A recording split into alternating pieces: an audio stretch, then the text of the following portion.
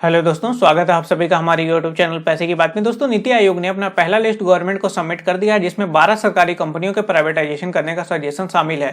लेकिन अभी ये लिस्ट में रिवील नहीं हुआ है कि कौन से सरकारी कंपनियों का प्राइवेटाइजेशन फ्यूचर में होगा। दोस्तों, यह वीडियो पूरा अंत तक देखना, बिकॉज मैं इस वीडियो में बताने वाला हूँ कि नीति आयोग कौन होता है, गवर्नमेंट को लिस्ट सबमिट करने वाला है, गवर्नमेंट कैसे काम करती है, गवर्नमेंट पब्लिक सेक्टर कंपनियों को प्राइवेटाइज क्यों करना चाहती है। बिकॉज बीजेपी गवर्नमेंट ये कह के तो चुनाव जीती नहीं है कि हम पब्लिक सेक्टर कंपनियों का प्राइवेटाइजेशन करेंगे। देखो, एक्चुअल में आप देखोगे तो पब्लिक लिए काम कौन करता है? जो भारत सरकार के जो कर्मचारी होते हैं, जो आईएएस अधिकारी होते हैं, जो आईपीएस अधिकारी होते हैं, जो पुलिस वाले होते हैं, जो शिक्षक होते हैं, वो लोग पब्लिक के लिए काम करते हैं। लेकिन भारत सरकार को कैसे पता चलता है कि पब्लिक को क्या चाहिए? तो पब्लिक क्या करती है? अपनी प्रतिनिधि चुनती है, और जनता के प्रतिनिधि का एक मैनिफेस्टो होता है, मतलब उनका एक विजन होता है, मतलब उनके मैनिफेस्टो में ये चीजें होती है कि पब्लिक को क्या चाहिए, पब्लिक की क्या समस्या है, वो चीज आप डिलीवर करके दो। मतलब ये भारत सरकार से जनता के प्रतिनिधि कहते हैं, और जनता के प्रतिनिधि बैठते हैं पार्लियामेंट में, और सांसद भवन से बैठ के भारत सरकार को ये बताते हैं, मतलब भारत सरकार के जो कर्मचारी रहते हैं उनको ये बताते हैं कि पब्लिक को ये चीजें डिलीवर करना है, ये चीजें पब्लिक की समस्याएं हैं। और इनका एनालिसिस भारत सरकार की जो बॉडीज होती हैं, जैसे नीति आयोग वगैरह हो गया,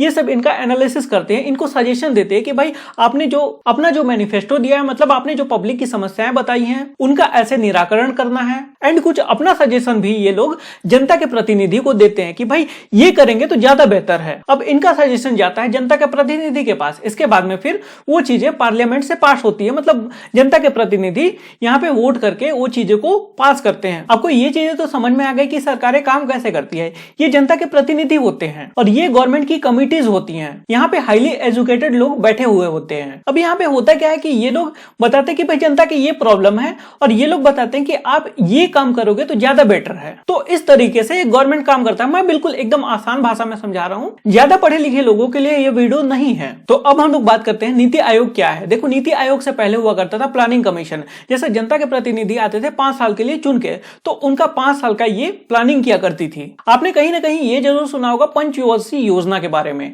तो वही ये प्लानिंग कमीशन काम किया करती थी। मतलब कोई भी गवर्नमेंट आई, उसका 5 साल का ये योजना तैयार करती थी, उनको सजेशन देती थी कि भाई ये करो, या फिर जनता के प्रतिनिधि इनसे ये बोलते थे कि भाई हमको 5 साल में ये डिलीवर करना है, इसको कैसे किया जा सकता है। तो ये लोग पूरा प्लान करके देते थे। प्लानिंग कमीशन 1950 में शुरू हुआ था, और इसको बंद कर दिया गया था 2014 में। इसके बाद में फिर बनाया गया नीति आयोग। नीति एक्चुअल में हिंदी नेम नहीं है इसका, यदि पूरा नाम आप देखोगे तो national institute of transforming India इसका पूरा नाम है। और ये जो संस्था है, ये केवल जनता के प्रतिनिधियों का आवाज ही नहीं सुनती है, बल्कि ऐसा प्लान बनाती है जो पूरे इंडिया को ट्रांसफॉर्म करे। मतलब ये लॉन्ग टर्म प्लान बनाती है जो भारत के हित में हो, और ये 15 साल के प्लान के साथ में काम करती है। नीति आयोग को 2015 में बनाया गया था, और ये जो नीति आयोग है, ये डायरेक्टली प्राइम मिनिस्टर को, मतलब प्रधानमंत्री को ये डायरेक्टली रिपोर्ट करती है। मतलब अभी के हमारे प्राइम मिनिस्टर है नरेंद्र मोदी, मतलब इनको ये नीति आयोग डायरेक्ट रिपोर्ट करती है। और यदि आप नीति आयोग के चेयरपर्सन देखोगे तो अमिताभ कांत है, इनके सीईओ हैं,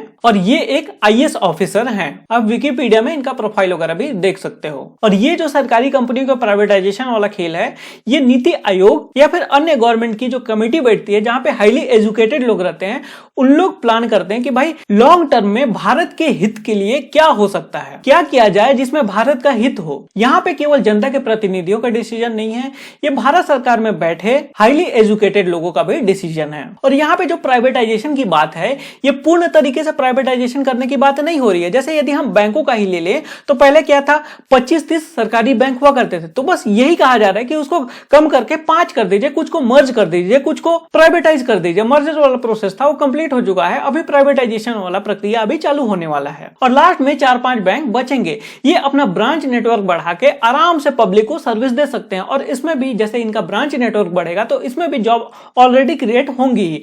और जैसे जो बैंक भी या फिर जो भी पीएसयू कंपनियां हैं, वो भी जब प्राइवेटाइज होंगे, उसमें भी तो जॉब रहेगा ही। जॉब कहीं से कम नहीं होने वाला है। बस हरामखोरी का जो अड्डा है इनका, वो बस थोड़ा सा मतलब ट्रांसफॉर्म हो जाएगा। थोड़ा सा हरामखोरी ये लोग कम करेंगे। टैक्स पेयर का इन कंपनियों में फालतू का सैलरी देने के लिए पैसा नहीं जाएगा। और कई लोग ये बोलते हैं कि भाई सारी बैंक जैसे प्राइवेटाइज हो जाएंगी तो गरीब आदमी कहां अकाउंट खोलेगा। देखो गरीब आदमी के खोलने के लिए इंडिया के हर बैंक में आप स्मॉल अकाउंट खोल सकते हो, वहां पे आपको जीरो बैलेंस अकाउंट आपका खुल जाएगा। चाहे आप एचडीएफसी में खोलो या फिर आईसीआईसीआई बैंक में खोलो, कहीं भी आप खोलोगे तो वहां पे जीरो बैलेंस अकाउंट खुल जाएगा। दूसरा ऑप्शन आपके पास में जनधन योजना में आप अकाउंट खोल सकते हो।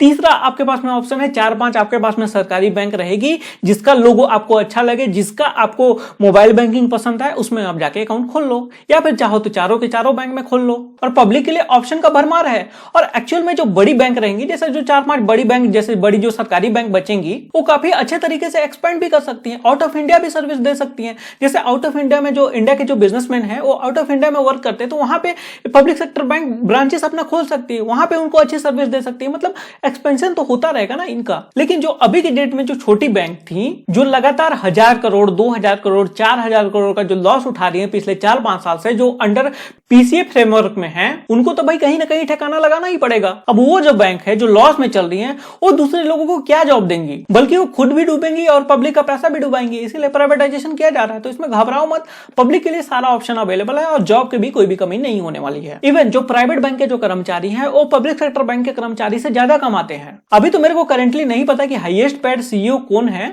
लेकिन पहले जो हाईएस्ट पेड सीईओ थे वो एचडीएफसी बैंक के थे। और एचडीएफसी बैंक तो भाई प्राइवेट बैंक है, वो जितना सैलरी उठाते थे उनका आधा भी एसबीआई के जो सीईओ थे वो नहीं सैलरी उठाते थे। देखो भारत में नौकरी की कमी नहीं है, नौकरी बहुत सारा है, बस आपके अंदर में स्किल होनी चाहिए। यदि आपके में स्किल है, आपको कहीं ना कहीं जॉब मिल जाएगा, या फिर आप कहीं ना कहीं कुछ भी काम आप कर ही लेंगे। लेकिन यदि आपके में स्किल नहीं है, आप यदि आलसी आदमी हो, तो आपको कहीं भी काम नहीं मिलेगा। आपने 2-4 साल मेहनत करके बैंक का या फिर कोई भी सरकारी जॉब आपने निकाल भी लिया, तो भी आपका कंट्रीब्यूशन देश के लिए कुछ भी नहीं रहेगा।